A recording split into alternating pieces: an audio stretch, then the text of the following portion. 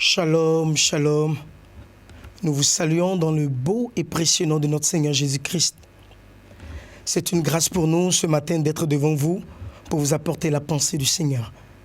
La Bible déclare que la parole a été écrite dans le but de nous instruire, de nous enseigner, de nous corriger et de nous transformer à l'image de Christ. Et ma grande prière, c'est qu'au sortir de cet enseignement, nous soyons modélés à l'image de Christ et que le Seigneur bénisse notre écoute. Sans plus tarder, nous allons partir sur notre test de base ou sur nos deux tests de base. Le premier test se retrouve dans 1 Corinthiens chapitre 6 à partir du verset 20 et le deuxième test se retrouve dans 1 Pierre 1 à partir du verset 18 à 19. 1 Corinthiens 6, 20, il est écrit « Car vous avez été rachetés à un grand prix. Glorifiez donc Dieu dans votre corps et dans votre esprit qui appartiennent à Dieu. » 1 Pierre 1 à partir du verset 18 à 19. Vous avez été libérés de cette manière futile de vivre que vous ont transmise vos ancêtres. Et vous ne savez pas à quel prix. Ce n'est pas par des biens périssables comme l'argent et l'or, mais par le sang précieux de Jésus-Christ, comme d'un agneau sans défaut et sans tache. Nous prions le Seigneur. Seigneur notre Père, notre Dieu, nous voulons te dire merci. Merci parce que tu nous donnes encore l'occasion d'être devant toi et d'écouter encore tes sages conseils. Seigneur, ce matin, nous ne voulons pas écouter un homme, nous ne voulons pas écouter une personne autre que toi. C'est la raison pour laquelle nous voudrions que tu parles au travers de ton serviteur et que ses sens soient connectés à toi et que sa bouche soit connectée à toi. Seigneur, que les auditeurs comprennent l'enseignement comme toi tu désires qu'ils comprennent. C'est au nom de Jésus que nous avons prié. Amen. Dans les deux textes de base que nous venons de lire, il était question de rachat. La Bible déclare que dans Romains 3, à partir du verset 23, tous ont péché et sont privés de la gloire de Dieu. À quelque part, il est déclaré que le salaire du péché, c'est la mort. En principe, le sort réservé à tout homme, c'était la mort. Mais il a fallu qu'un prix soit payé pour que la donne puisse changer. Et la Bible nous dit dans 1 Pierre 1, 18, à partir du verset 19, que Jésus a payé le prix pour notre rançon. Il a payé le prix pour notre liberté. D'où le thème de notre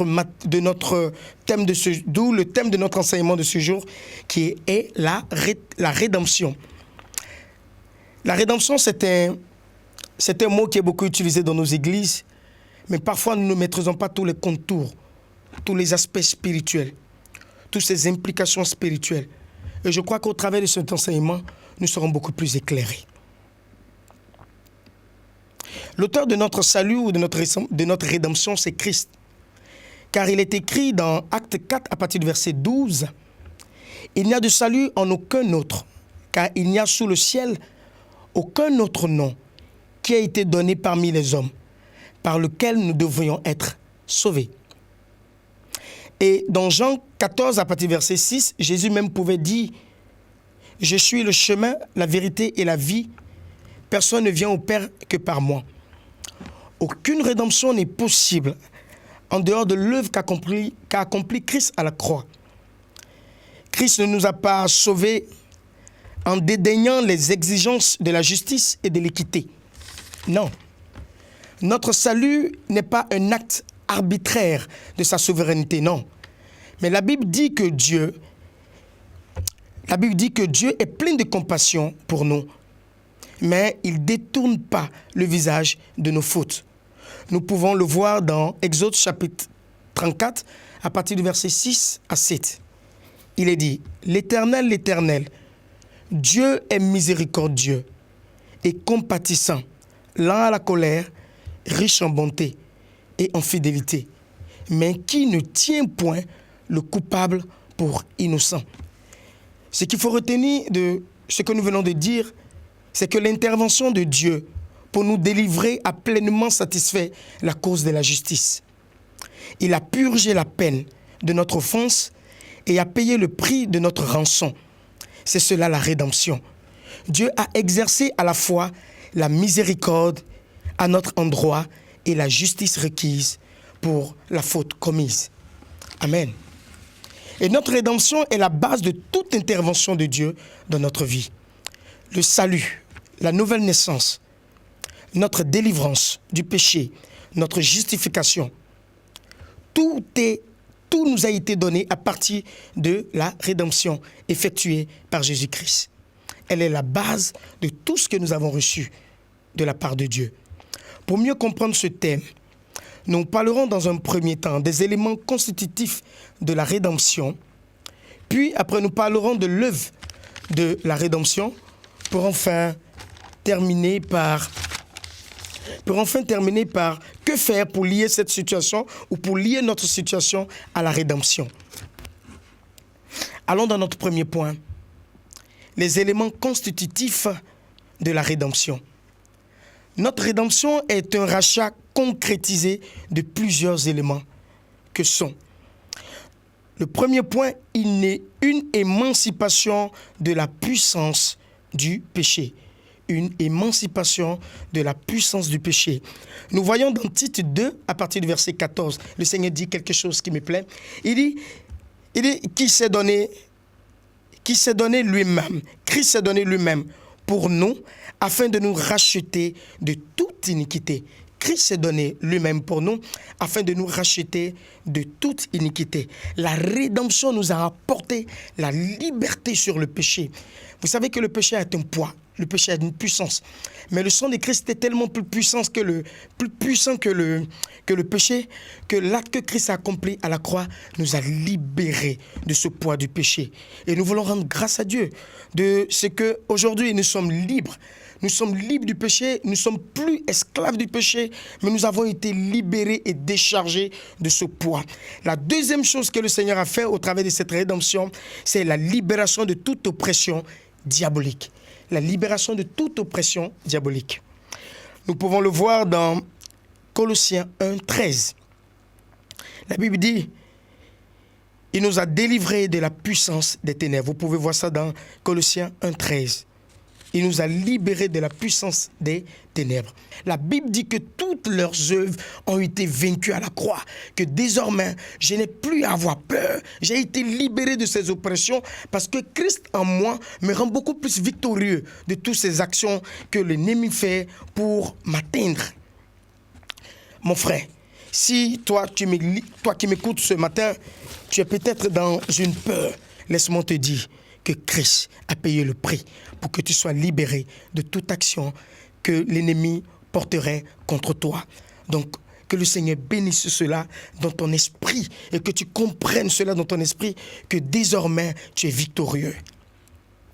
La troisième chose, que moi j'appelle le troisième package que le Seigneur nous donne dans la rédemption, c'est l'affranchissement de la condamnation du péché. Nous avons été affranchis de la condamnation du péché. La Bible dit dans Colossiens 2, à partir du verset 14, une phrase que j'aime. Il dit, il a effacé l'acte dont les ordonnances nous condamnaient et qui subsistait contre nous, et il a détruit en le clouant à la croix. Il a effacé l'acte dont les ordonnances nous condamnaient et qui subsistait contre nous, et il a détruit en le clouant à la croix. Si tu ne connaissais pas le Seigneur, si tu avais mené une vie qui n'était pas conforme à la voix de Dieu, le jour que tu as accepté le Seigneur, la Bible déclare que tout ce que le diable tenait comme justificatif pour t'amener à l'enfer, le Seigneur l'a détruit.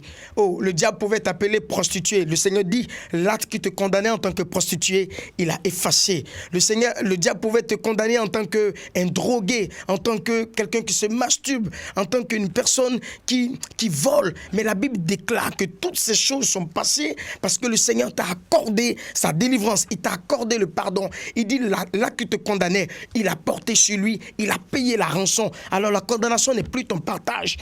Mon frère, je voudrais t'informer aujourd'hui que Jésus t'a libéré.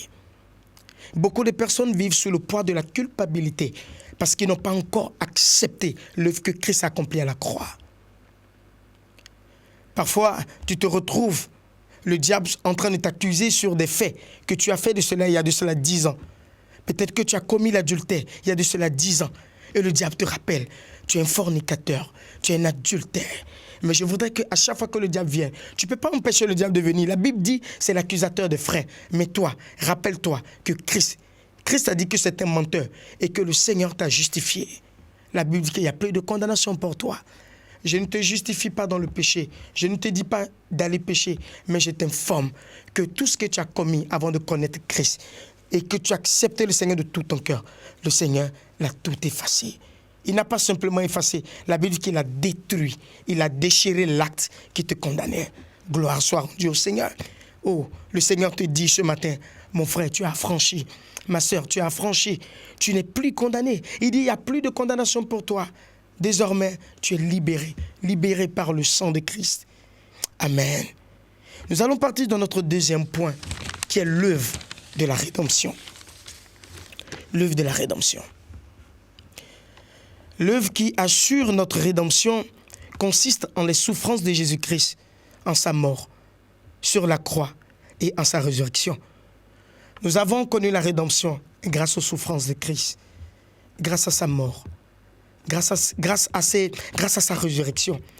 Lisons ensemble Matthieu 27 à partir du verset 26 à 31 pour comprendre l'œuvre de la rédemption. Matthieu 27, à partir du verset 26 à 31. Après avoir fait battre de verge Jésus, il le livra pour être crucifié. Il lui ôtait ses vêtements. Il tressait une couronne d'épines qu'il posait sur sa tête. Et ils lui mirent un roseau dans la main droite. Puis, s'agenouillant devant lui, il le raillait en disant « Salut, roi des Juifs !» Et il le crachait contre lui. Il prenait le roseau et le frappait sur sa tête. Après s'être ainsi moqué de lui, il lui ôtait le manteau, lui remit ses vêtements et l'emmenèrent pour le crucifier. Regardez comment c'était affreux. Il a été soumis à des moqueries. Il a été soumis aux flagellations et à d'autres formes de torture et d'humiliation. Il a subi toutes ces choses. Il a été crucifié comme un criminel de son temps. Il est mort sur la croix. Il a été enseveli. À cause de qui? À cause de toi. À cause de ton péché. À cause de ta fornication. À cause de ta prostitution. À cause de ton idolâtrie. Il a payé le prix le plus cher en donnant de son corps. Son corps a été flagellé pour toi. Christ a subi toute cette humiliation dans le seul souci de nous racheter. Christ a fait tout ceci parce qu'il nous aimait. La Bible dit, il a connu toutes ces humiliations. À cause de quoi? Ton vol. Lui qui était sans péché. La Bible dit qu'il est mort pour nos péchés. Il est mort de la plus vilaine des manières. Il est mort de la plus atroce des manières. Il est mort comme un criminel. Mais gloire soit rendue au Seigneur. Et le troisième jour, Christ a été ressuscité. Oui, le Seigneur Jésus n'est pas resté dans la tombe. Il a été ressuscité. Il a subi tout ceci. Il n'a rien fait de mal pour mériter un tel supplice. Mais c'est nous qui méritons ces choses. Et chaque élément de sa souffrance est destiné à nous procurer une bénédiction précise. Chaque souffrance qu'il a endurée est une porte de bénédiction pour toi. C'est la raison pour laquelle souvent je dis à certaines personnes, le sang qui a coulé à sa tête, à la croix, a été fait de telle enseigne, toute maladie liée à la tête puisse avoir sa guérison à la croix. Il a coulé, le sang a coulé de ses mains, le sang a coulé de ses pieds, le sang a coulé de ses membres pour que toute maladie liée aux membres puisse trouver leur guérison à la croix. Christ a été humilié pour que tu ne sois plus humilié. Christ a connu la honte pour que tu ne puisses point connaître la honte. C'est la raison pour laquelle il dit, tous ceux qui tourneront le regard vers moi seront jamais couverts de honte, parce qu'il a déjà payé le prix. Chaque blessure de Christ est une bénédiction pour nous. Dans cette rédemption, Christ a pris notre place. Dieu justifie le pécheur sans compromettre sa propre justice par le principe de la rédemption. Nous pouvons lire après Romains 3 à partir du verset 24 chez vous à la maison. Dans la rédemption, Christ a été fait notre substitut. Il a subi notre condamnation. Il a purgé notre peine. Même si cela était inacceptable dans le contexte judiciaire, il est valable dans le domaine spirituel. Comme je le disais un peu plus haut, Romains 3, 23 dit « Tous ont péché et sont privés de la gloire de Dieu. Le salaire du péché est la mort. » Ouais, c'était là notre verdict, c'était là notre fin, c'était là la sentence pour nous. Nous devrions mourir, mais Christ est allé à cette mort pour nous.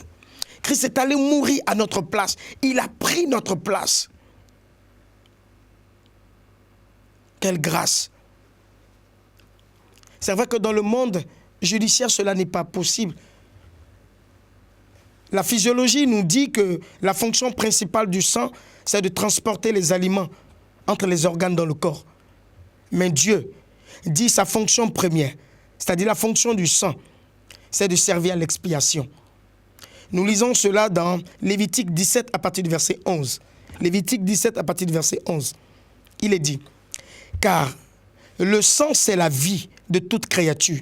Et moi, je vous l'ai donné afin qu'il serve à accomplir sur l'autel le rite d'expiation pour votre vie. » Amen. Christ l'a fait. Il a donné son sang. L'expiation signifie la rémission du péché. Elle est définie comme le paiement d'une faute par un châtiment considéré comme équivalent à la faute. Lorsque Jésus a été crucifié, c'était un sacrifice général pour qui le veut. Le sacrifice de Jésus est en mesure de régler la situation de tout le monde, mais ne règle pas la situation de tout le monde. Il n'est valable que pour celui qui va lier sa situation au sacrifice de Christ. Oui, le Seigneur, en allant mourir, il a fait pour toute l'humanité. Mais toute l'humanité ne bénéficiera pas de cette grâce. Seuls ceux qui vont accomplir ou qui vont respecter le principe lié à cette rédemption. Cela nous amène directement dans notre troisième point. Que faire pour lier notre situation à la rédemption? Prenons nos Bibles dans Romains 10 à partir du verset 9. Romains 10 à partir du verset 9. Si tu confesses de ta bouche le Seigneur Jésus, et si tu crois dans ton cœur que Dieu l'a ressuscité des morts, tu seras sauvé. Je reprends. Si tu confesses de ta bouche le Seigneur Jésus, et si tu crois dans ton cœur que Dieu l'a ressuscité des morts, tu seras sauvé. Au travers de ce message, le Seigneur nous présente deux choses à faire afin de lier notre situation à la rédemption. La première des choses, c'est de confesser Christ de sa bouche. Confesser Christ. C'est proclamer haut et fort son appartenance à Christ. C'est d'afficher son attachement à Jésus. Si vraiment tu as accepté Jésus de tout ton cœur, proclame haut et fort que tu es un disciple de Christ. N'aie pas honte de proclamer ta chrétienté. N'aie pas honte de proclamer ton appartenance à Christ. C'est ce qui montre que tu as confessé le Seigneur. La Bible dit que confesse de ta bouche. Il faudrait que les gens sachent que tu portes l'évangile en toi. Dans ta famille, il y a des familles où tu parles, il y a des gens, tu poses la question, est-ce qu'il est converti? Il te dira oui, mais la famille dit, mais on ne sait pas qu'il est converti parce qu'il n'a jamais proclamé sa chrétienté. Dans le quartier, on ne sait pas si tu es chrétien. Parce que tu n'as jamais proclamé ta chrétienté. Dans ton service, on ne sait pas si tu es chrétien. Parce que tu n'as jamais proclamé que tu es avec Christ. Tu dois montrer ton attachement. Tu dois montrer ton adhésion à Christ. La deuxième des choses, c'est de croire dans son cœur. Une chose, c'est de proclamer Christ. Une autre chose, c'est de croire dans son cœur fermement. Je ne parle pas d'une croyance de façade, de dire aux gens, je crois au Seigneur. Mais est-ce que dans ton cœur réellement, Christ vit? Est-ce que dans ton cœur, tu crois réellement? Il dit, si tu confesses de ta bouche et que si tu crois dans ton cœur. Aujourd'hui, on a beaucoup de personnes qui viennent à l'église juste par tradition. On partait à l'église les dimanches, c'est tout. Mais ils n'ont pas une croyance ferme dans leur cœur. Mais aujourd'hui, je vais t'amener à comprendre que Christ a payé le grand prix. Et qu'il serait important pour toi de donner ta vie à Jésus. Crois dans ton cœur qu'il est le Seigneur et qu'il est le Fils de Dieu. Et tu verras, toutes les situations que tu traverses auront leur solution à la croix. Somme toute, Christ est mort pour nous. Notre part, c'est de croire au Seigneur, Jésus, et de l'affirmer. C'est ce qui nous est demandé pour nous identifier à Jésus comme notre agneau de sacrifice. Sachant que par ce acte, le Seigneur Jésus a pris notre place, devenu notre substitut pour mourir à notre place. Il est mort pour nous. Christ aussi a souffert une fois pour les péchés, lui juste pour des injustes. Nous voyons cela dans 1 Pierre 3, à partir du verset 18. Christ aussi a souffert une fois pour nos péchés. Lui juste, il s'est rendu injuste pour toi. Il est dit dans Romains 5, 8, lorsque nous étions encore pécheurs, Christ est mort pour nous. Toi qui me regardes, toi qui m'écoutes ce jour, je voudrais te dire que Christ est mort pour toi. Christ a payé le grand prix pour toi. Il te demande une seule chose. Donne ta vie. Accepte sa main tendue. Accepte l'amour qu'il te présente. Et il est prêt à t'accorder tout ce dont il a parlé. Il est prêt à t'accorder la délivrance sur le péché. Il est prêt à t'accorder la libération de la condamnation du péché. Il est prêt à t'accorder tout ce dont tu as besoin. Il est prêt à t'accorder, si tu ne savais pas, la libération des oppressions sataniques et démoniaques. Mon frère, si tu es là et que tu veux accepter Jésus, je te demande une seule chose. De là où tu es, je te demande de faire cette prière comme moi. Tu diras, Jésus, j'ai écouté ta parole et je suis prêt à te servir. Je reconnais que j'ai mené une vie qui ne t'a point glorifié. Alors je te demande pardon.